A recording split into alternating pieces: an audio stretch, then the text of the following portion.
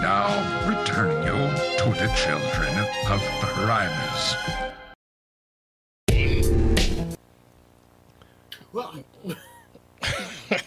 Welcome to Teletrend 2 Frenzy Freestyle Sunday, and Toy War Vintage Reviews on YouTube has taken the first comment for the evening, and Mario says, "Hello again, there, Children of Primus."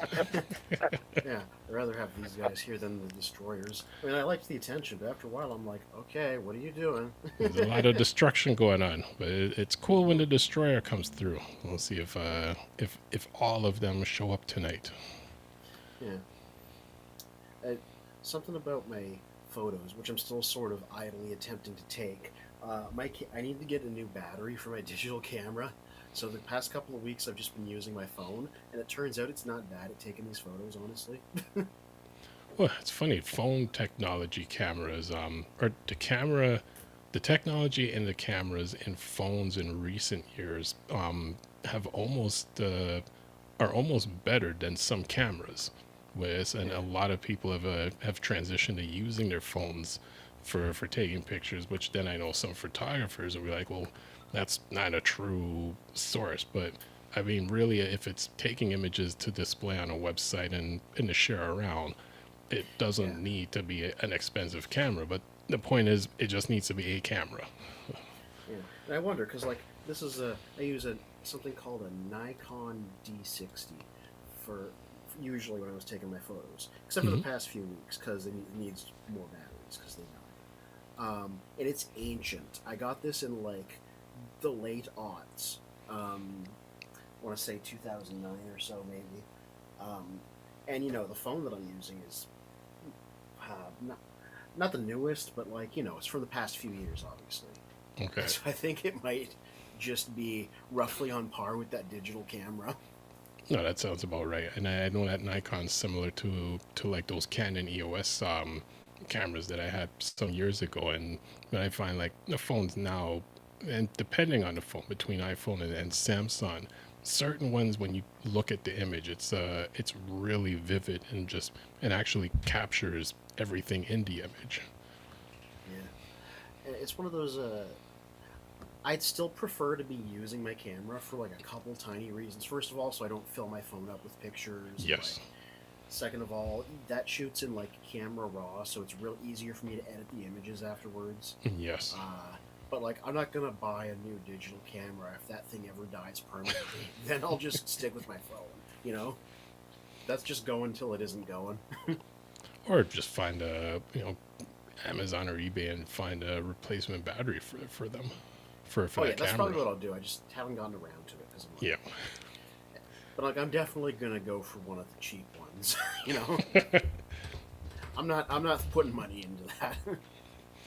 So our topic for this segment is we're going to be talking about Autobot Sandstorm, which just saw him on the desk, and I'm like, you know what? Let's talk about him because he doesn't always get enough shine, even though he does. Somewhat indirectly, depending on on which iteration of the franchise that you're familiar with him. He of the recent high-profile legacy toy there. Yes. Yeah. Right there for reference, yeah. Right there. And that's an interesting figure because it's not Sandstorm is just enough of a B-lister that he hasn't gotten a ton of figures over the years. Mm-hmm. The last time he got a new figure was way back in. There goes this thing. There goes this thing. Yeah, way back in 2014, I think. And when they did that one, they just heavily retooled Springer into him. Yeah, there he is. Yep. Well, he's got with the cage hanging in the back. Yeah. So this guy was interesting because he's a completely new tooling. He's not animation based. He's toy based. He's got his toy face instead of his cartoon face, which is kind of an interesting choice because they don't do that much these days. One detail I find interesting, which they've carried through from G1, is that little circle emblem that he has on his chest, where it almost seems like every iteration of the toy, they've always kept that in there. I guess it's I wonder if it was in the Thrilling. I'm gonna find a picture of the Thrilling 31 because that's, I think, the last time he had like a major new toy, and it was quite a different look. I want to see if that circular logo that you're mentioning is there. Thrilling 30 Sandstorm. I mean, really, I just want to go to the Transformers wiki because they'll have an image there. There's a few images of him that I did find. It might be one of the ones that were on the preview image, actually.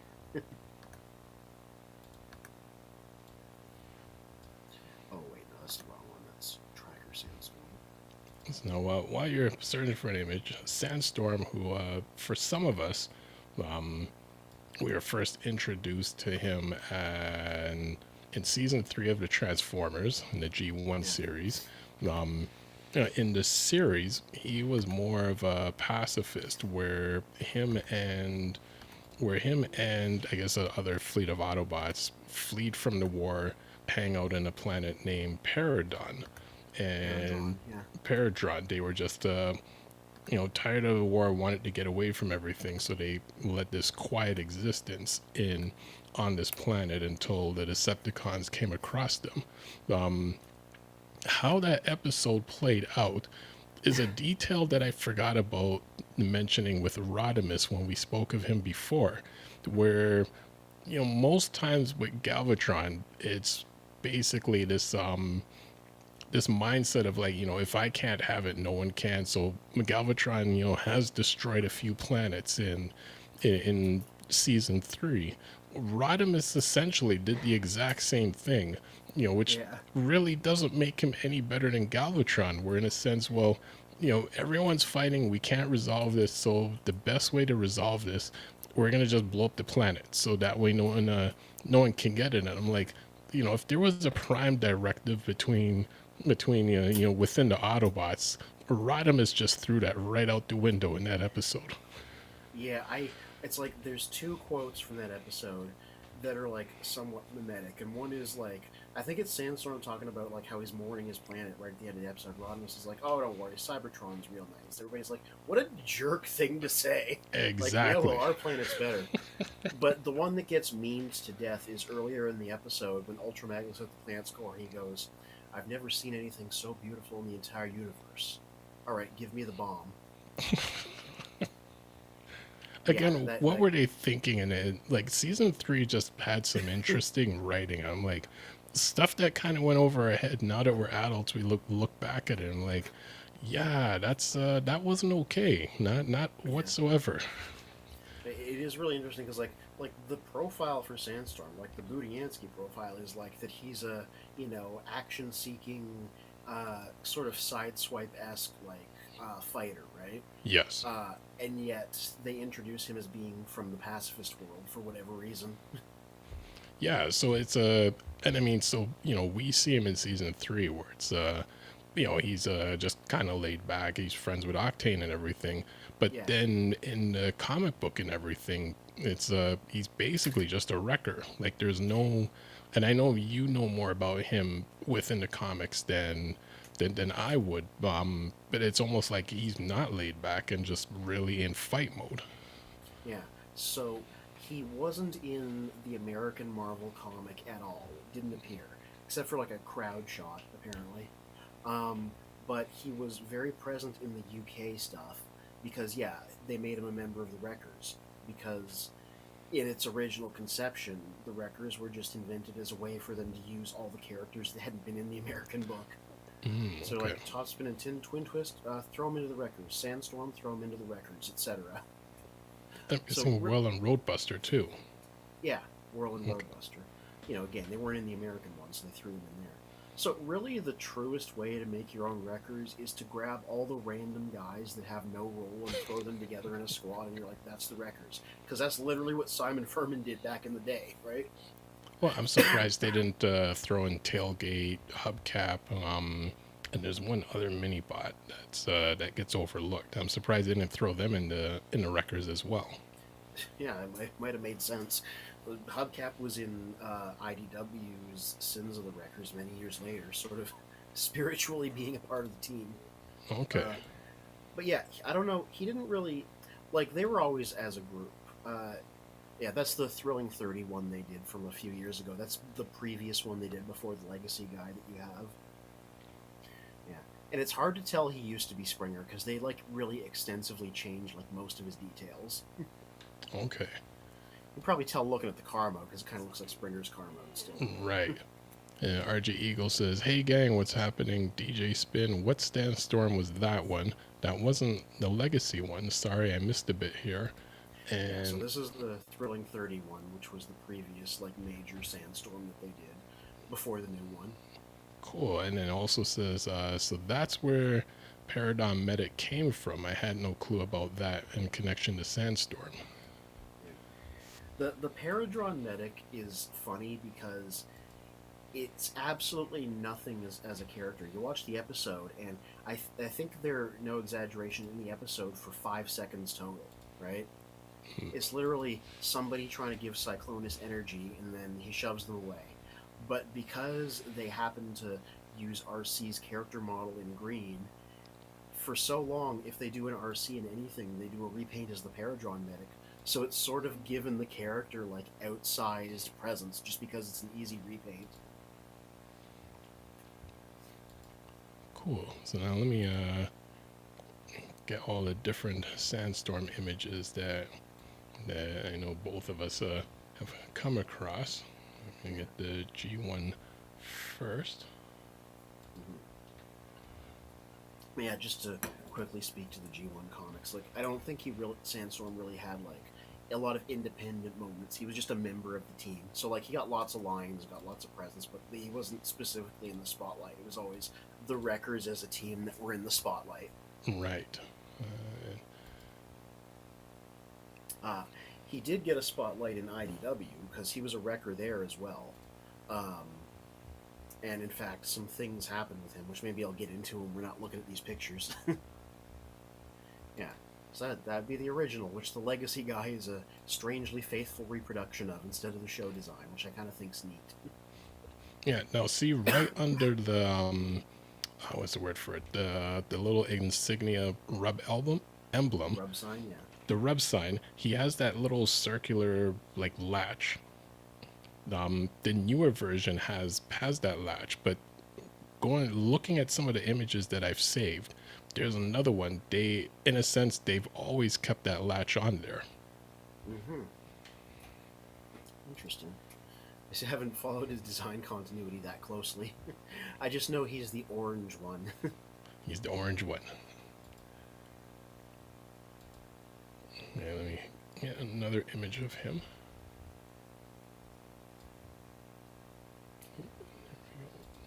Whenever he comes up here.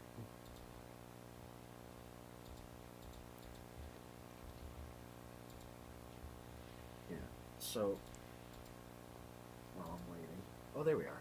Okay, so that is... that's a movie version of him, because they did, when did that guy come out? He was in one of the movie lines, because that's a repaint of Dune Runner. So I guess that's what his Bayverse version looks like. Let me just look that up real quick. Okay, while you're looking that up, Mario asks, are you guys going to see any changes of Sandstorm, as in the third 2-pack of the Wreck and Doom Amazon subline from the Legacy United, one that was supposed to have the original toy and not the cartoon? So to try and sort of clarify that there.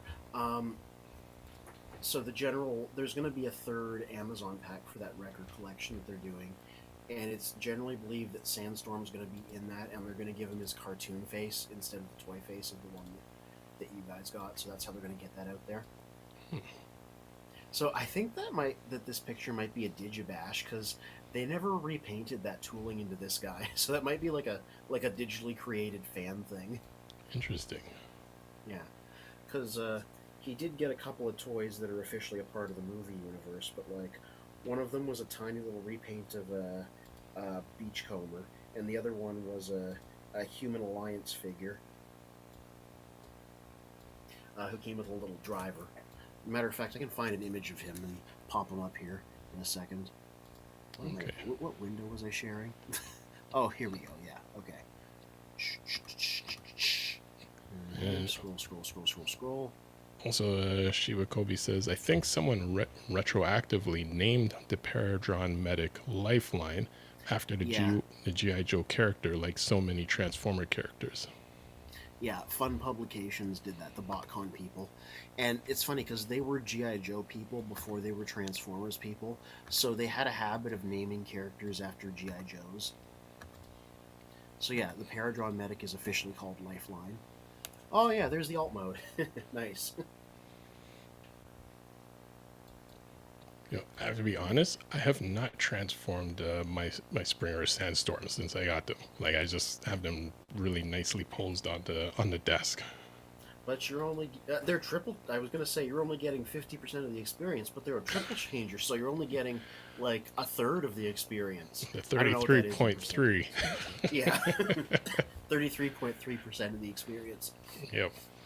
Although I mean, there was and I guess we'll probably come across that because there is the one of them. They only had 2 modes instead of 3, and I wonder what the story was behind that. Maybe you're talking about the Machine Wars version from the 90s. Maybe. He was just a helicopter. So which version is... Mm-hmm. That is from the Earth Wars video game, I believe. It's a mobile phone game that's like a base builder. They got everybody in that game, and you can tell that this guy's based off of that Thrilling 31 that I showed earlier, because I guess that was the most recent toy reference at the time. Yeah, Simon Furman does the writing for this game, so that's like his most frequent gig these days. Ah, okay. And then there we go.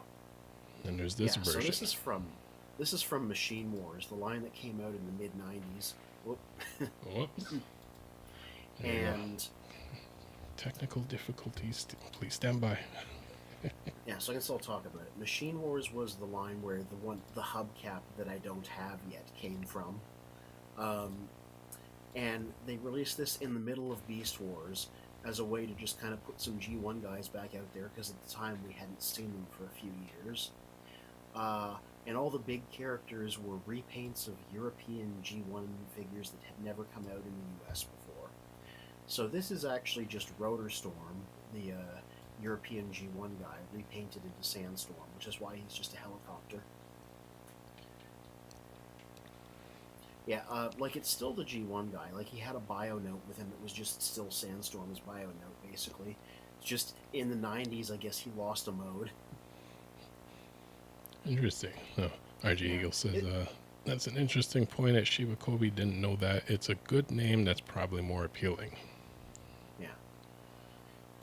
It was kind of a weird toy line because, like, this is the line where they repainted Thunderclash into Optimus Prime, even though he doesn't have a mouth plate, stuff like that.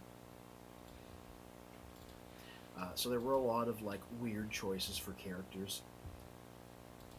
Okay, and there's the Creo. Creo? The little Creo guy that they did. Yep. Who could also just only a helicopter. But at that point, you got like look at the size of figure they're dealing with. They're lucky they managed one mode. Oh yeah, and there's the little lock detail on his chest. Yes, yeah. So I was saving the images. I'm like, they held on to that lock detail. Mm-hmm. Yeah, it's kind of interesting that one's also based more on the original toy than his animation design.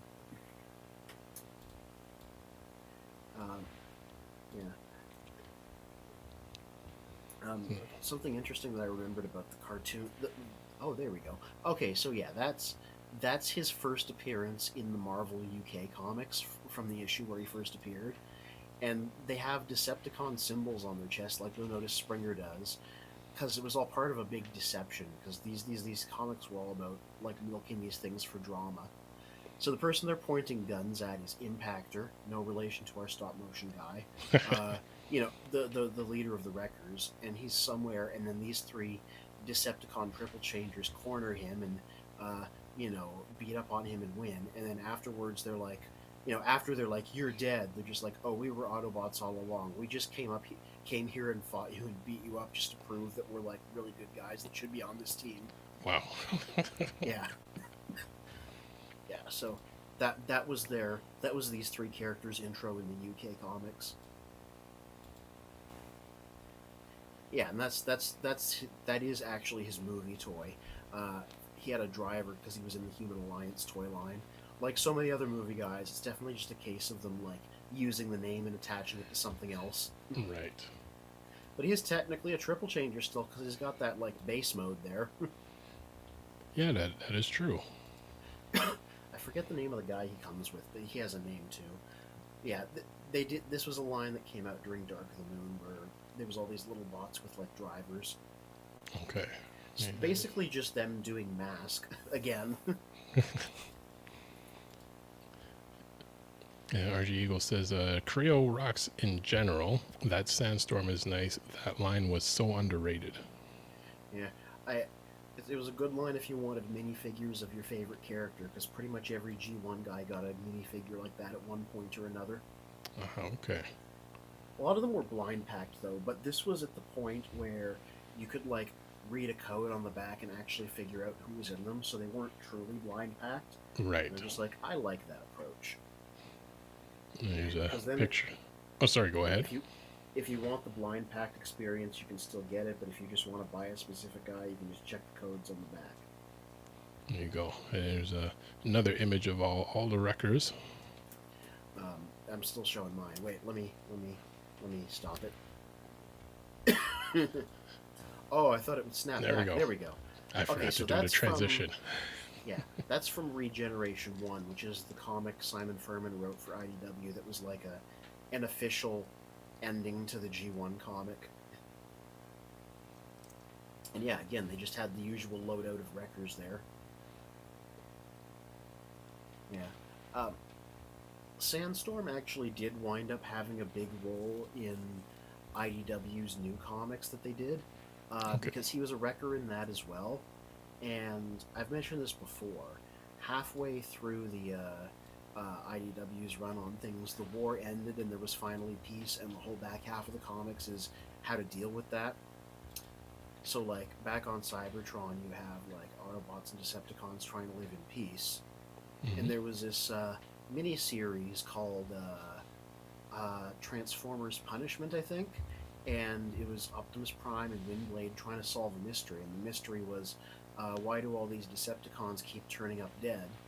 You know, like a murder mystery. Mm-hmm. And then it turns out that Sandstorm was responsible because he's like, they all did like war crimes and things, and you're trying to do peace, but like these guys were all pretty terrible people.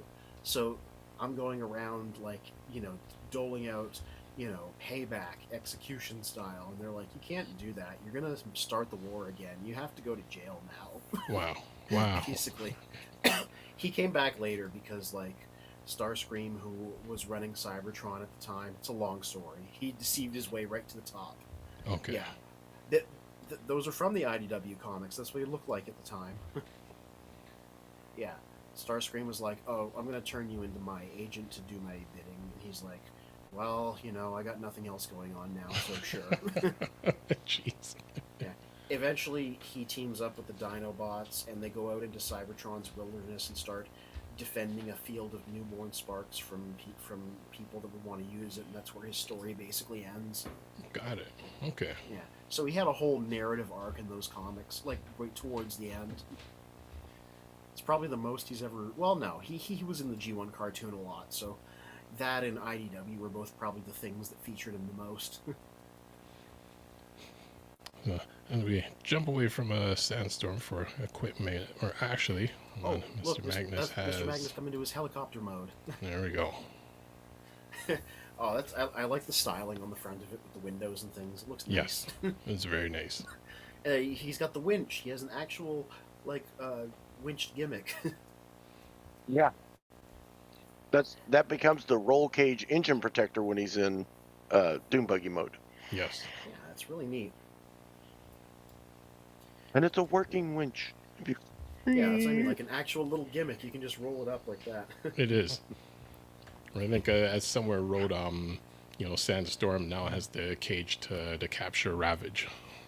Yeah, I wonder if he fits the MicroMaster or if the MicroMaster's He too doesn't. big. He doesn't. Oh, you tried. Right. Yeah, we tried. Well, yeah, when I revealed this a few months ago, when I first got it, we tried it then, and Ravage is just a little too big for it. If you lay him on his side, he'll fit in it, but then his head and his tail stick out the end of it. Injured Ravage. I like how like your first instinct was to go try to see if Ravage would fit. See, in the MP version, he does fit. Oh, Masterpiece Ravage? Yeah. Probably because he's really bendy. Oh, here we go. Oh, nice. Oh, neat.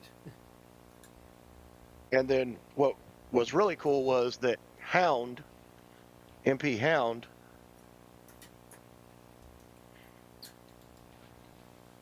comes with the key in his finger.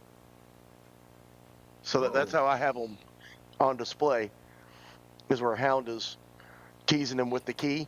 Yep. Yeah. Alright, it's always like masterpieces are insanely complicated, but then also they come with all these like really specific cartoon accessories that are always kind of fun. Just like with the Blitzwing coming with the football. Yeah. Right. Oh, so the version of Masterpiece Grimlock I have that I was showing off last stream, it's the American release, and they cut a bunch of accessories to like keep the price down. But the original Takara release came with the thing that he stuck on his head in Grimlock's new brain, the brain transfer thing, and he came with an apron and drinks from when he was like a bartender in another season 3 episode. Just like a bunch of really silly things like that.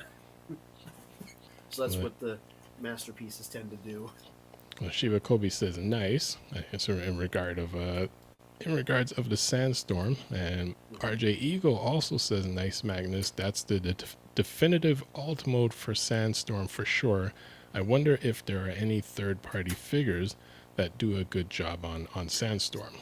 That's a good question. I feel like somebody has to have attempted it at some point, because especially because they like to make masterpieces out of the guys that don't have masterpiece figures.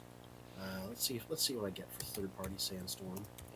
Well, and one thing, I'm trying to remember which Blitzwing that came out in the last recent years, and I think Astral Train may have had the same issue. But there's certain companies, when they do the triple changers, 2 out of the 3 alt modes work, and there's a third mode that just they shouldn't have done, or it just, in a sense, basically sucks. The robot mode in both of them are always good. I think in Blitzwing it was the tank mode looked good and not the aircraft mode. One of the two. And then I think Astro Train was the same thing, where both of them robot modes work, but there's one out of the 3 that just, it's not convincing as it should be. And funny enough, the G1 version was more convincing than the newer version that the company did. Yeah, that can be a problem sometimes. So the thing that I'm getting the most hits for is a Sandstorm that was done by a company called Unique Toys. I've heard of them. Yeah, I feel like it's probably older just because I can't remember the last time I heard something about them, but I did find a little image there. It's kind of got a really small face. Wow. Yeah. And kind of a weird looking dune buggy mode. I feel like the Legacy figure might be better, because I feel like this is kind of janky looking. Well, and you know what? It's funny. That seems to go against what I was saying with the one company.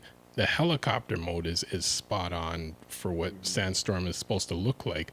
The car mode almost looks like Chrome Dome from the G1, but the robot mode is really questionable.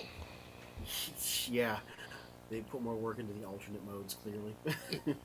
Like from on my screen, it just looks like he's got almost like a hat that's like hanging on by it's like a lampshade hanging over his head, because that little yellow part seems to be missing. So it's just like he's got this this bowl that's just hanging over his head for no apparent reason.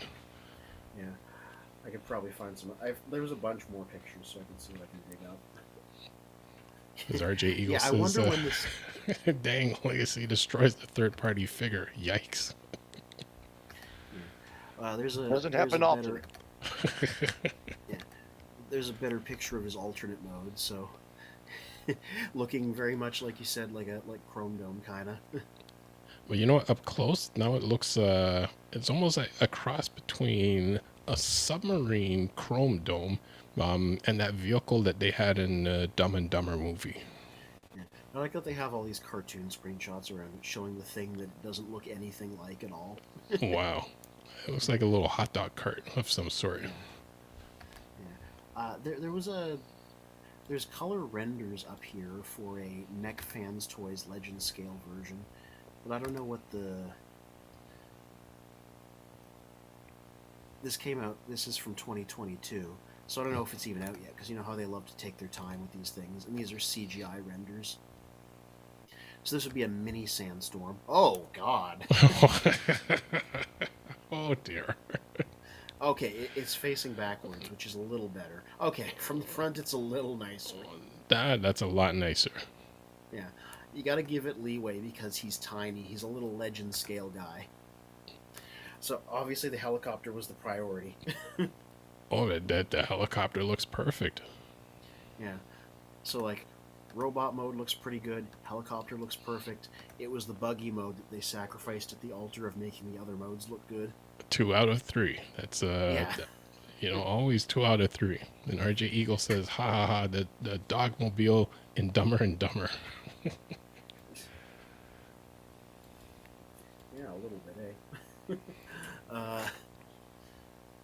What other ones do they have here? Yeah, it's mostly just unique toys. So I guess they're the only one that the third parties have like tried to do. Like did a third party version of Generation 2 Sandstorm, which is an unrelated character. And it's funny for third party to kind of fail because they tend to, to be more on top of things. Yeah, well, no kidding. Everything about this one is great. Yeah, like you don't need any other ones. I'm not disappointed with any of his modes. He's got a double elbow, so you can actually do a tight pull up with his gun. Yep. Yeah, it's part of his transformation, but it works well like that, so you can put him in just about anything. He's got ankles, he's got waist, pivot, and that's not part of his transformation. That's just something that they put in there for him. He doesn't. This doesn't turn for him to transform. That's just an add-on that they put in there. Nice. Ankles. He's got big enough feet that he actually holds himself up. I haven't been disappointed with him at all.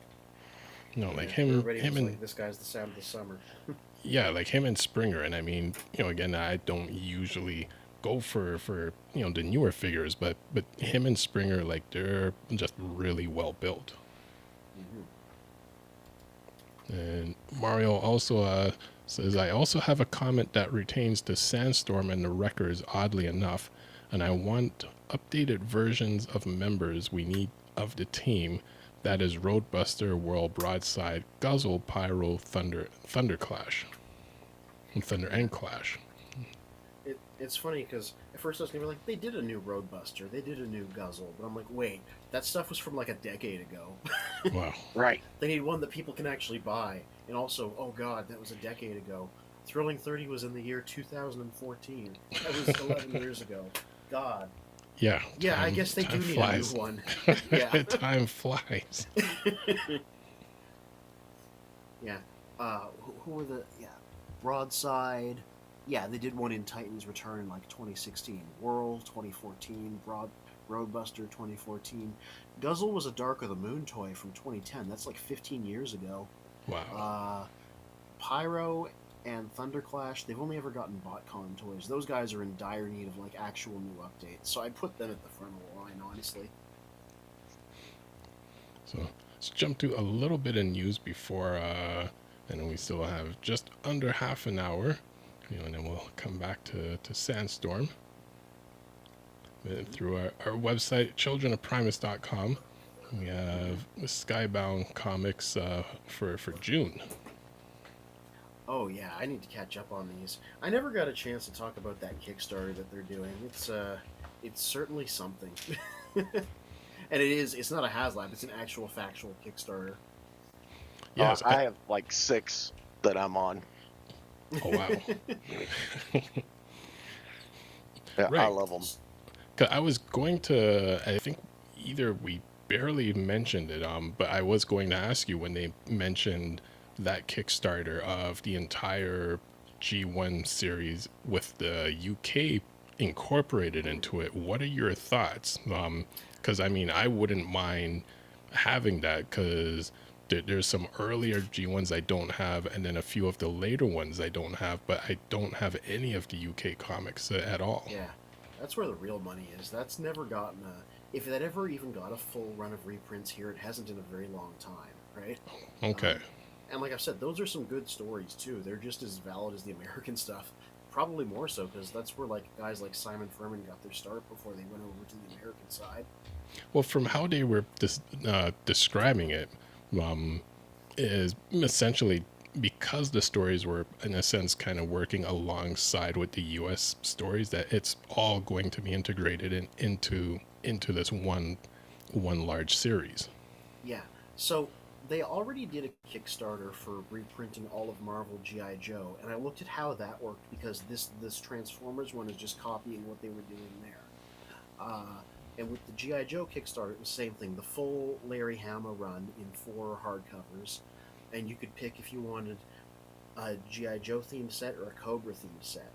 But what they're doing for this for this Transformers one is you can choose 2 ways to have it printed for you. And one way you can have it printed is it's going to be 2 volumes where it's all of the American stuff start to finish, and then 2 volumes of all the UK stuff start to finish.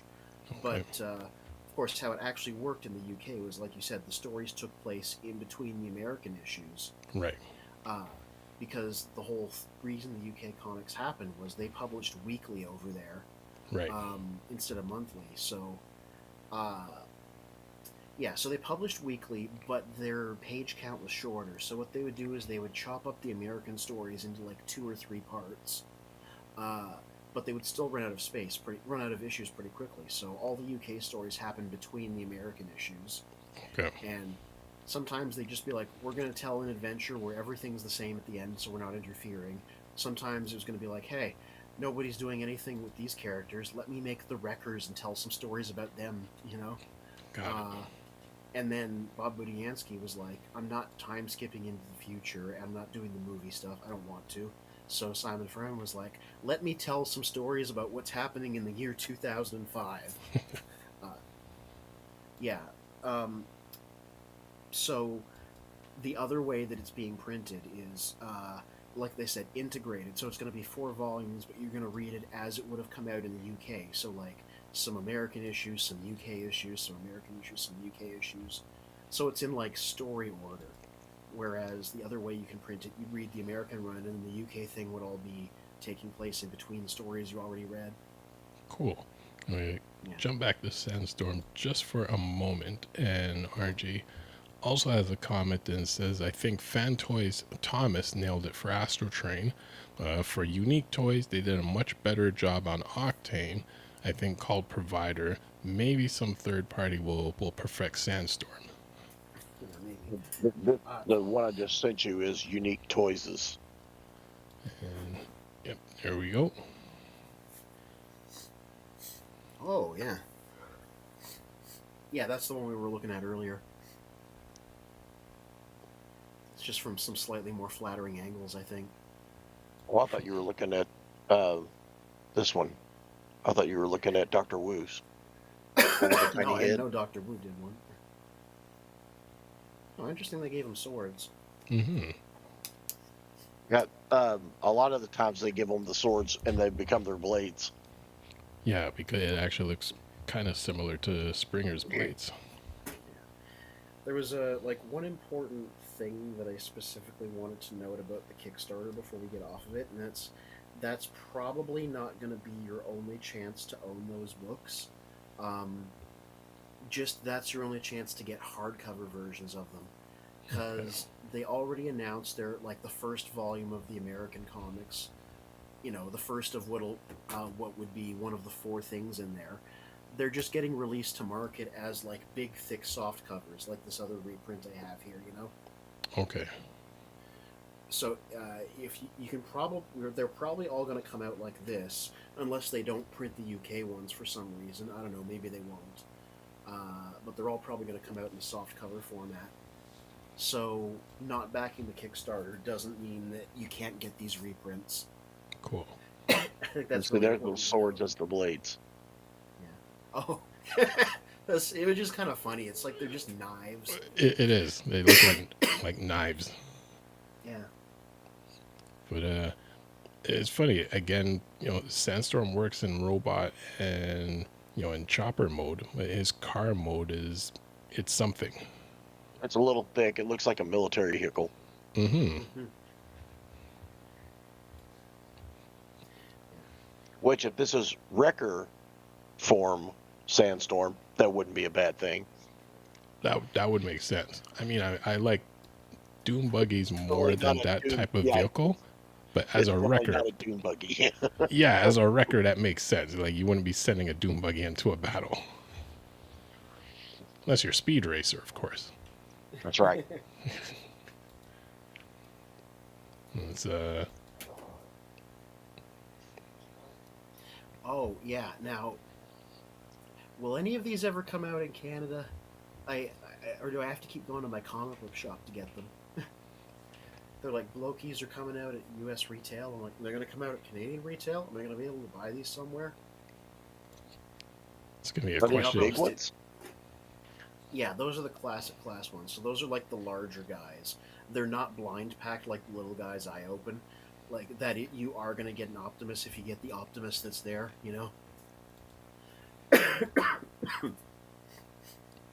They don't really appeal to me as much because I like these small guys because they're small, they're easy to get a bunch of them, and like they're cheap. So even though I don't like the fact that they're blind packed, I really just go for the small guys. Cool. RG Eagle says, speaking of Skybound Transformers, it's going great on issue 15 now, and it's been so action packed. Would love to discuss the comics one day, but don't want to give any spoilers. Yeah, it's going to be interesting because long ago, Daniel Warren Johnson revealed he's only going to do 24 issues because he doesn't want to burn himself out. So once we get to issue 24, all of his story will be complete, and we can look at it as a body of work, basically, as a completed body of work, right? Mm-hmm. Which, because it's comics, presumably there will be an issue 25. It'll just be written by somebody else going forward from there. But Got also, it. because of how comics work, he'll probably take the time to try to wrap up all of his stories. And RG Eagle also mentioning with the Sandstorm, something just isn't right about that car mode for Sandstorm, but I guess it's a different way to look at him. Not sure, more sedan looking than an off-roader. Yeah, it's because the car mode is really Springer's thing, so he's just kind of ganking his style. Mm-hmm. Where we have the HasLab Leo Kaiser new promotional video with a chest force molds updates and more. Yeah, this is interesting. People had a lot of complaints about Leo Kaiser's design, talking about how there were like some obvious design shortcuts and things. And so they just put out this video being like, alright, we fixed all the stuff you complained about. Wow. Like, they added some articulation of one guy, they added some screw hole covers, they made the little chest beasts a bit more complicated so that they had, like, the pegs they needed to use could fold away and stuff like that. And it's funny because they didn't need to do that because he's fully funded. But so, like, in terms of, like, trying to get more people to buy in, they're good, right? All of his stretch goals have been met. He's fully funded. So it's like, much as I always look for the corporate reasons behind things, but in this case, it was probably just like, we're just fixing him based on feedback. No other specific reason. No other reason. Yeah. Well, yeah, because he's already funded, so they got no they have no mercenary incentive to make them better to try and attract buyers because, they have all the buyers they're probably going to get. Makes sense. And before we step away from some news,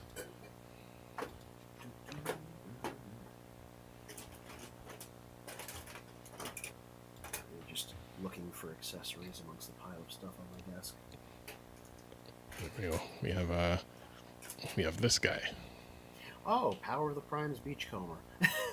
That's my review of the other one, the Legacy one, and I started with a picture of the previous figure for comparison. Yeah. Oh, there's my cat in the background, because I was like, that's when I found it at BMV. And I was like, sometimes people hold up newspapers and photos to prove that it's them at the date and time. I make sure to include one of my cats in the photo so you know it's not a fake. And there you go. Yeah, and that's, the opening section is just me talking about the character. There he is in Skybound. And then there's the actual figure. Cool. So one of the reviews on childrenofprimus.com, and also another one. Or sorry, what were you about to say? I was just going to say, Beachcomber is a really interesting review because they really did just make the previous one larger and add more joints. Yeah. Cool. So there's my big spiel on all the blokies that I have, because I was like, I have enough of them, I should just talk about them. So I just go into detail on what they are and how they work and what I like about them and all the details on each of the ones I happen to have. Just a gang of blokies. Yeah. See, the blokies make Sesame Street things. That's why I had a picture of one there. Because they're just getting all kinds of weird licenses. Like they do stuff that makes sense. Like they do Marvel guys and they do Ultraman and a bunch of other popular things. But then also they're like, we sell a line of Sesame Street ones too. I'm like, well, okay, you guys seem to be doing well. So far be it from me to, comment on your licensing choices. Cookie. And RJ Eagle says, also, Anthony, didn't Simon Furman produce a 4-issue series of Marvel Transformers, which was like a prequel to the G1 Marvel comic? I only have one of them, but will that be in the Kickstarter? No, it won't. It is apparently just only the G1 Marvel stuff, US and UK. They said at one point they might throw Generation 2 in there because it's just a straight continuation, but I don't know if that's going to be actually a final thing. But yeah, that series was called Transformers 84 Secrets and Lies. And it was okay. It kind of existed to exist, but it's always good to see Simon Furman getting to do a bit more of his stuff. So it's just like, here's a bunch of stuff that happened right before issue 1. And then they do some stuff with the Ark and everybody unconscious and Grimlock still being around. And with Beachcomber, he says, Beachcomber, a.k.a. Galactus Herald. I'm not sure if you figured that one out. Are you calling him the Silver Surfer because he rode a surfboard in the Skybound comics and it was really cool? Like so many other things there. Like, he wasn't doing it for fun. He rescues, I think Optimus himself. Wow. Because his whole story there is like he's a pacifist and he doesn't want to engage in the fight. Then like some Ultimate Doom type giant tide stuff happens because they bring Cybertron into Earth's orbit, and so he's the one that gets on the surfboard and goes around and like grabs Optimus as he's falling and stuff. Of course. It's a great moment. That's a good comic. And that's a bunch of Optimus Primes that are not the one that I was reviewing, which was VNR, because I opened it by being like, there's been a lot of Optimuses in the last couple years. For a proof, just look at this photo of all these other ones that I have. Well, Optimus 1, Optimus 2, Optimus 3, yeah. Optimus 4. That's Holiday Optimus Prime, because that was the first release of this guy. There's the package and stuff. Talking about how it doesn't know what it is, because the instructions say it's a collaborative, even though the package doesn't call him that. There's the actual truck. A.K.A. one of those things that you've definitely seen on the highway, because it's a real model of delivery truck. Definitely. We've seen them way more than we should be seeing them. Yeah, I've even seen this one in red before, so like this is a real thing that exists, and that's part of the appeal of this particular figure. Yeah, I said in that caption, like I have a lot of respect for the drivers that are skilled enough to back one of these things up like this, because I would not be able to do that. Oh, I have stories. There's one place that I work in. It's there are some funny stories when it comes to watching trucks backing up into loading docks. I bet things can go horribly sideways if you're not careful. This is true. You just you stop working, you sit back, and you just watch for a moment as it goes that direction. Yeah. Oh, and this is my most recently published thing, my review of Party Wallop, the Ninja Turtle crossover figure. Which, like I said, I finished up right after I saw the second movie when they reran it in downtown Toronto. Yeah, like, you take his head off and then you turn him into the other four turtles. I think the caption just says, ah. Flip his belt around. There, you know. You change the head and the belt buckle and it can be any four of them.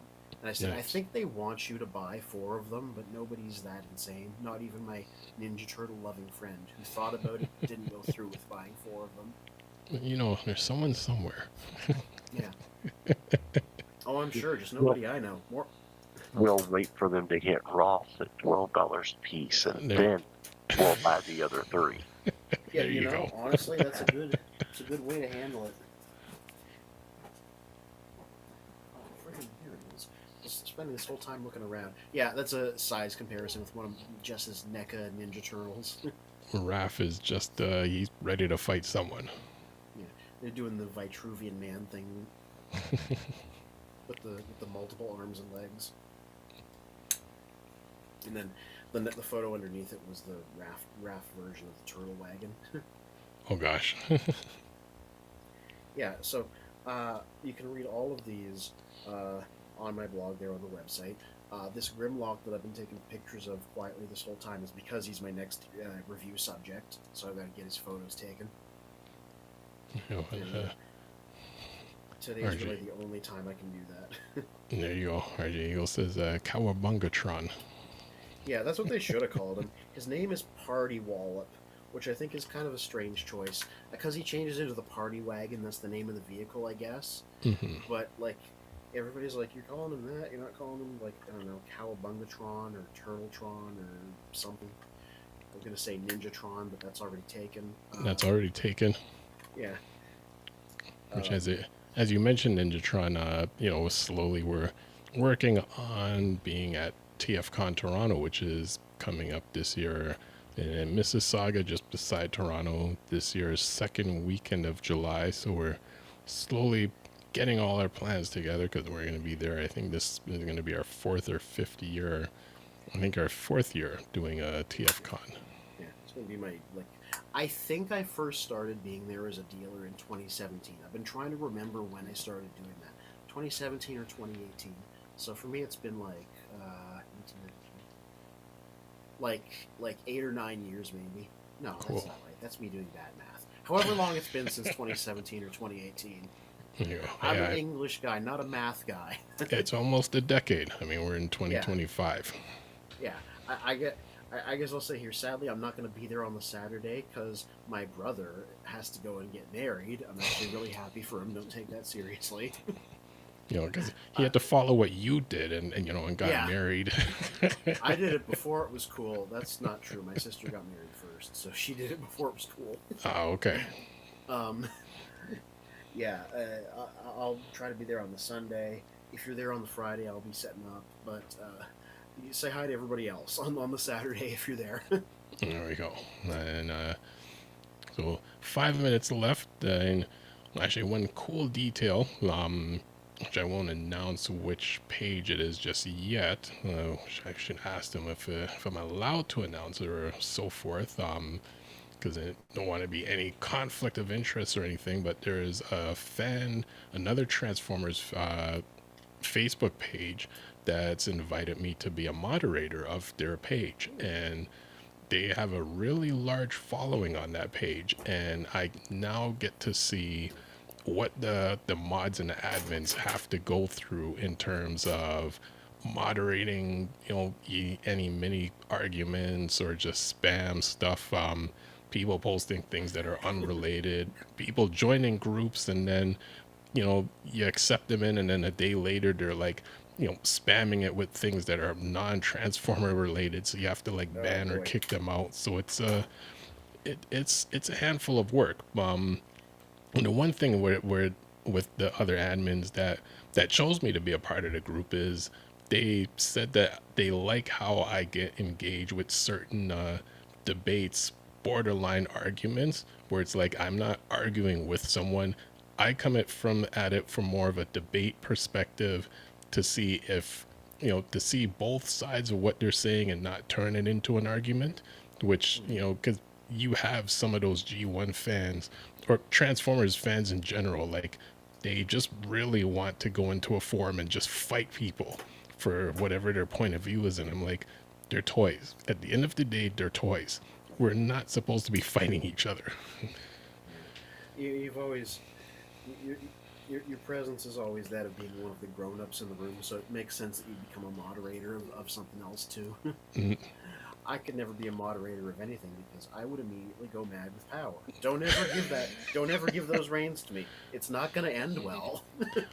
Well, speaking of which, I mean, you have those reins in our Discord page, which at times I forget to mention. You can not only find us childrenofprimus.com. We're on YouTube. We're in Facebook. We're also in Discord. We have our discussions and stuff. And I know when our previous Discord server when we had to kind of jump ship and start a new one. You and I are the Optimus and Rodimus of that server, so you do have that power to to go mad if it's in so of speaking. Well, hasn't happened yet, but we'll see. So far, I mostly just post music there. I'll be listening to stuff and I'll be like, I'm going to put it in the music thread. There you go. I just found something. Spin, I sent you the link in private chat. And I've got to ask Anthony if this has ever happened. This upgrade kit for the SS-86 Optimus Prime. Have you seen it yet? Is it the one where they finally gave him the Skybound Comics arm gun? Where they gave him Megatron's arm. Yeah. The reason that exists is that happens pretty early on in the Skybound comics, the ones that we were talking about, the new comics. Because Megatron's not around. Nobody knows where he is. Initially. I'm not going to spoil things. But they do find his arm on the Ark. And Optimus, like everybody in this comic's getting badly injured all the time because they have no energy. And Optimus loses an arm, and he's like, well, how about I do this? And, gets Ratchet to graft it on there with the fusion cannon, and that's his look in the comics right now. Has been for a while. But scroll that down. Yeah. He actually transforms with it. Oh. That's the exceptional part, because he transformed with it in the comic as well, right? So they made sure to make him fully transformable with it, just like in the comic. Yeah. Like how they're doing the movie pose with the gun arm. Yep. But I'm gonna... Yeah, there it is. That's what it looks like in the comic as well, because it's a ramshackle modification, right? Interesting. I'm gonna find a picture of that just to prove that it's maybe not the transformation. Let's see what I can dig up.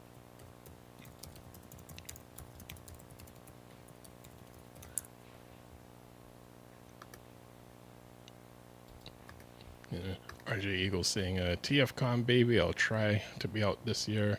I think Colin may remember me there from the first TFCon in Hamilton at the community center. Yeah. Well, one reason it's really hard to find good images of this is because there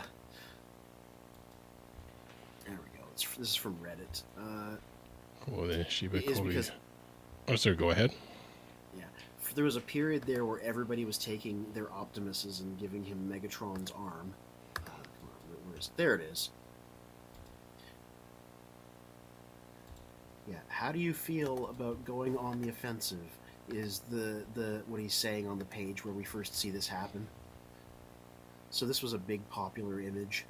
Right, I remember that. That's from the end of an issue, and like he just has that as his arm for quite a while because supplies are limited. He has to use what he can, and the fusion cannon works. He blows Reflector away with it in the next issue. Oh wow. Okay. Yeah. Yeah. And there's some hints thrown out at a couple points that the arm might also be affecting him, but it's very early days to see if like that's actually a thing that's going to happen. Cool. And Shiva Koi says, I have a fanfic where Sandstorm got captured by the Quintesson a long time ago and used his breakout skills to escape. Yeah. And RG says, I wonder when Megs is gonna go looking for his arm.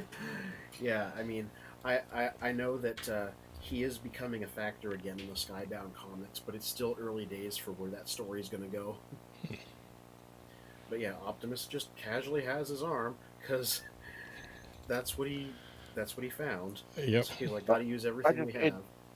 It's one of the new pre-orders at BBTS, and I just, it said SS86 Optimus Prime upgrade kit, and I was like, oh, what are they upgrading? And I was like, oh, so it's a combination kit with him and Megatron, and then I'm looking through it, and the pictures, I was like, what? Yeah.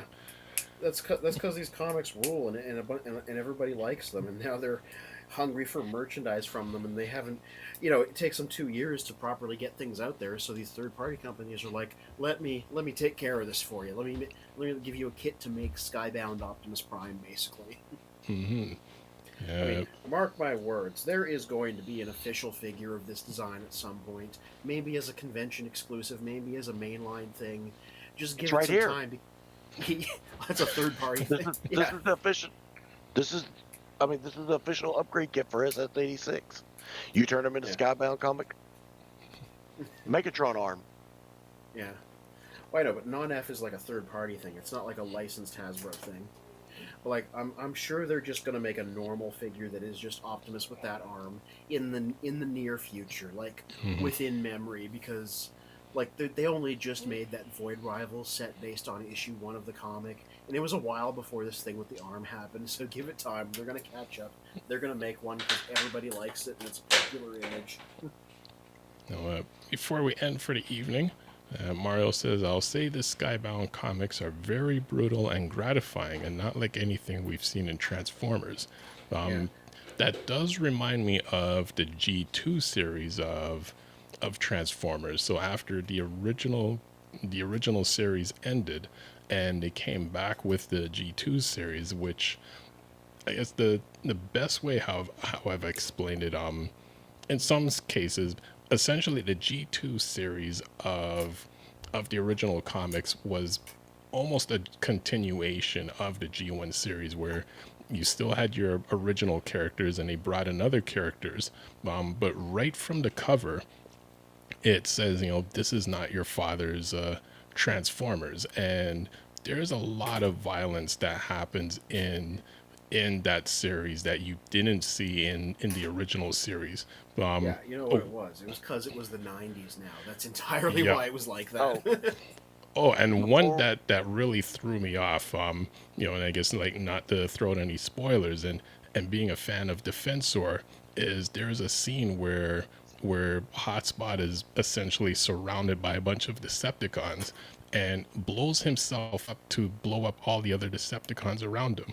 And that's not something you ever recall seeing, of just like this, of someone taking themselves and everyone else out in any of the G1 series. So that scene, I was like, this is way beyond what we're used to. Oh yeah, that comic got like brutal. Mm-hmm. And just for our listeners, I know we've had some questions about HasLab. Tomorrow is the last day for HasLab Leo Kaiser. Oh, if you're not in, tomorrow's the last day to get in. Yeah, that's the thing, right? A buddy of mine just texted me about it, and I forgot about it. So, throwing that out there. Cool. They just stress they're never making any of these available again after the HasLab. It's aftermarket or nothing, and the aftermarket's going to be way more expensive. So you get it now for the price that for retail, or you get it later at like inflated aftermarket value. Mm-hmm. Yeah. They have said like if they John Warden at one point said they don't have any plans to rerun any HasLabs in any context ever. But if they ever did, they would at the very least be in like different color schemes because they don't want to wreck the value of the original. Got it. Okay. So like maybe one day they'll do the yellow version of Fire Truck Optimus Prime. Maybe. Which everybody wants because they did the red one as a HasLab. But that's the most you'll see is something like that. Cool. So, as we're gonna round out the evening, I want to thank everyone in the comments. RJ Eagle. It's only $300. Only. Only. Only. What is that in Canadian? $6,833.27. Yeah. Well, how big is this thing? It don't It's look pretty bad. large. Here, hang on. I'll send you the link real quick. I'm already signed in. It should just take you right through mine. Mario's Wrong one. Mario says I've never been able to back up HasLab Julio Kaiser because of the price. I can't afford it. And Oh yeah, I've never backed any of these just because of what they cost. same here. I bought a $700 pocket knife today. I was. Oh yes. Well, Now, granted, hey, fair. It's wicked. yeah. Oh my god. Yeah. How does it? It's the fact that it flicks inwards too. I'm used to seeing them flick out and then you have to push them back. It comes straight out. Oh. Jeez. It's the world's most lethal fidget toy. That's right. Just sitting there like. Only allowed on a Teletran 2 segment. Yeah. That looks fun. Yep. I'm sure it's useful, but it just looks fun. There's so many jokes behind. I could see running with a knife like that. RJ Eagle says, "Yeah, I agree. Very brutal. Similar brutality to the Michael Bay Killer Prime. All the death and augmentation scenes are crazy." Yeah. Operates into 6 Voyager scale 5.5 inch figures, each with a removable chest animal that converts into a weapon accessory. Mm-hmm. Yeah. Nah, I'm not gonna do it. I can't do it. Yeah.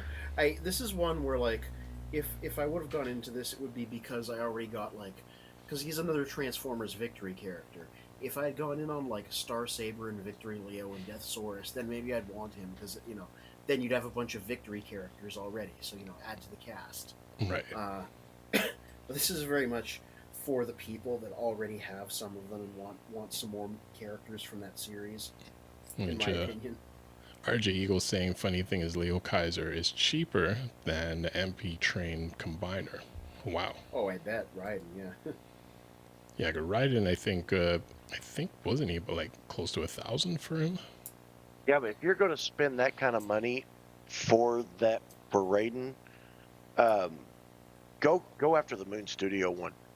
It's bigger, it's better. That's my opinion. Mm-hmm. It is third party, but it is wicked. Check out Freakenstein. He did a bit on the Moon Studio version, and it's gigantic. Okay. Yeah, it is humongous. I know that an appeal of the official. I don't like them. I'm looking at their alt modes and everything, and no, I'm gonna have to pass on this one.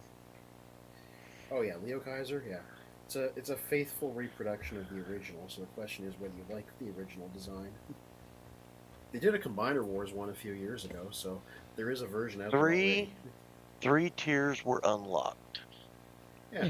What was killed? One of the tiers was an entire extra team member, a 7th guy called Death Cobra. He never got a toy because he was a show only character because he was the original member of the team, and then Death Cobra was unlocked at 13,000. Yeah. You get electromagnetic nunchucks at 16,000, and at 18,000 you get a display base. Yeah. So, nah. Yeah. I got the. That's just like Omega Prime when they ran that one. Mm-hmm. I was going to back it. I love Omega Prime. The Ultra Magnus and Prime combined, shit, why wouldn't I? And then I found out that it was the exact same one that I already have, except he has ankles. Yeah. Like, that's crazy. And I was like, no, I can't spend that much. I've got a set in the box and I got a set on display. No, I'm not going to have a third one just to have ankles. Mm-hmm. Yeah. I believe the conclusion that we reached was if you don't have an original, the HasLab costs about the same as getting an original, so you might as well have gone in on that one. But Got it. And I agree with that. There's no reason to upgrade. But you know, good luck finding one for good prices now, because the HasLab is finished. Right. For that one. Right. Apparently, it's just starting to ship out. Remove. Are you sure you want to remove this from your cart? Yes. Just so we're very clear that you're absolutely finally saying no. There you go. Is out. So yes. So as we end the evening, I want to thank Mario for joining us in both of our streams. Like our videos and subscribe to our channel, and let other people who are Transformers fans let them know to come by, check us out on Sunday nights, and also check out our Facebook page, our Discord. You can find all of our information on childrenofprimus.com. Mr. Magnus, what say you upcoming for this week? Well, I had to ship, even though I was missing one. So let's get back to Big Bad Toys. So coming, my account, history. That's order history. Browser history. Shipments. Here we go. So coming this week should be the DK01 upgrade kit for the Combiner Wars Devastator. The original Gargoyles Ultimate Goliath, Gargoyles Ultimate Demona, Gargoyles Ultimate Lexington, Gargoyles Ultimate that's Lexington. Transformers 1 Studio Series 114 Deluxe Class Megatron, Legacy United Deluxe Class G2 Universe Breakdown, and Movie Studio 8631 Leader Class Galvatron. Nice. That'll be an interesting set of guys to look at. Hey, get into Gargoyles again. I haven't watched it since it was like a cartoon, like way back in the days, and it was such an amazing series. And you need to check your Hot Wheels section of your toy stores, because people are finding the long semi and trailer Hot Wheels of Ultra Magnus and Optimus Prime. I have not found them in my area yet, but I have been looking. Interesting. Okay. So they are hitting stores. I've been seeing a lot of pictures. I've been seeing a lot of pictures on Transformers Liberated where people are finding them. So keep your eyes maybe peeled. They're not like one per case like the Bumblebee that nobody ever found was. Well, right. Not that nobody ever found him, but right. We're like, good luck. And just before I throw it over to Fear of Courage, RJ Eagle says HasLab or someone needs to re-release the Generation Select Seacons, but Leo Kaiser will be once in a lifetime tempting. Don't get me about the Seacons, because they are another one of my favorite combiners. RJ Eagle, if you like them, they look decent. It's just not for me. I don't know who Leo Kaiser is, but tomorrow is the last day that you can back at HasLab. Go out to a lake and skip some stones and have a montage about thinking hard about it. That sounds like a Saturday Night Live Lord Expectation skit waiting to happen. Yeah. So over to you, Fear or Courage. What say you for the upcoming week? Still trying to finish these photos as we talk. It's because everybody was in the wrong mode, so I keep having to transform people. But yeah, my first Age of the Primes toy here, Blue G2 Grimlock will be my next review subject. And it's the Studio Series guy, so who I never had before, and I talk about why in the review. So I get to look at this guy for the first time. I was gonna say things, but I'm like, no, you gotta wait. You gotta read it. It should be out on Friday. It's like half written. I'm just finishing up the photos here. The rest of the week will be enough time to get it done. There you go. So I thank you guys for hanging out. I think it's almost like our skeleton crew, because the rest of our members are, who knows where they are, but when we get together, because I mean, life, family, work. Shout out to Toy Warp, because I know he said he was injured, so he wasn't able to join us. So I hope you get to feel better. Have we got time for me to show the signs that I got today from the Gun and Knife Show? Yep. I went to a Gun and Knife Show. I've actually been hunting for a Walter P38 for about 5 or 6 years, but it's a rare gun. So at the one today, they had a guy that had these 10 signs, and so I got this one, from caveman to man cave in just 2 million years. I got this one, which I'm going to coat, and it's actually going to hang outside. It says, "Notice you are no longer a trespasser. You are now a target." I like that one. And my football number in high school and college was 66. So a lot of the things in my bar area over there are Route 66. And I saw this one. Nice. Oh, lovely. Yeah, that's so cool. You can barely see it there, but it says Mother Road up here at the top. And then this one, just for the bar over there, it says alcohol, because no great stories begins with somebody eating a salad. This is true. RJ Eagle says 6 signs, Magnus. Nice. Yeah, there are some stories from back in the day where, many of us have said we're glad social media didn't exist back then. So those stories are tucked away back then, and none of them started from eating a salad. I could tell you that. Right. I grant you. So on that note, I thank you guys for hanging out. Thank you for everyone in the comments hanging out. And as we say for every week at the end of our streams, to all are one. To all are one. All are one. We say on looking at Mr. Magnus. We now return you to the Children of Primus.